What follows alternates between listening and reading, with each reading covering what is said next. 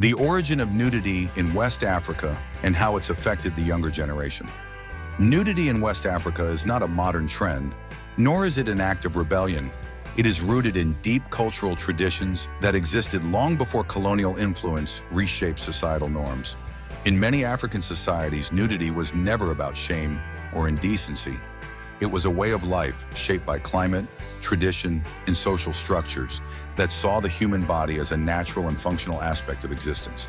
But as times have changed, how has this cultural legacy impacted the younger generation? Please endeavor to subscribe and like as we unfold the origin of nudity in West Africa. To understand the origin of nudity in West Africa, we must look at pre-colonial traditions. In many ethnic groups across the region, clothing was minimal or even absent in daily life. The Mende and Temne people of Sierra Leone, the Himba of Namibia, and the Fulani nomads of West Africa traditionally wore little clothing, especially in their own communities.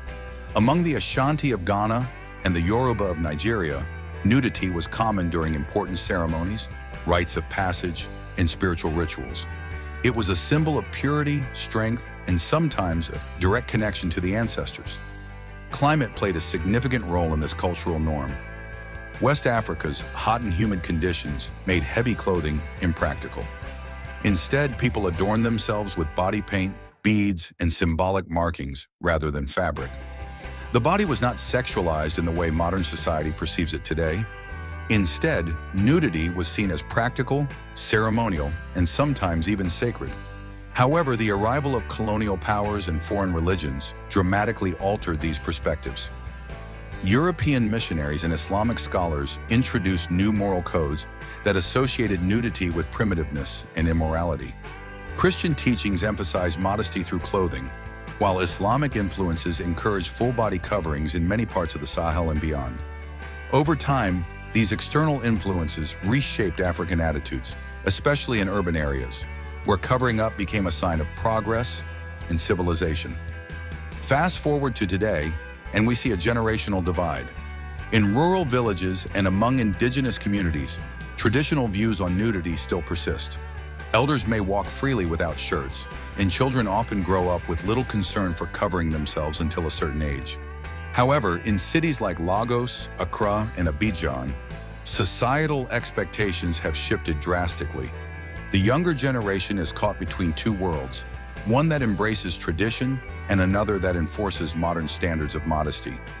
This shift has had both positive and negative effects on young people. On one hand, modern fashion and social norms have given them a sense of self-awareness and global identity. On the other hand, many feel disconnected from their roots, often perceiving their own cultural heritage as outdated or shameful. Some rural youth experience embarrassment when transitioning to urban life, where their upbringing is sometimes ridiculed. Others struggle with internal conflicts, trying to balance respect for their traditions with the expectations of modern society. Social media has further complicated the narrative.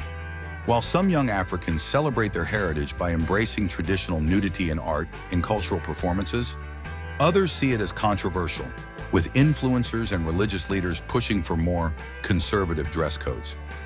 The internet has also introduced westernized beauty standards that often clash with indigenous African expressions of identity.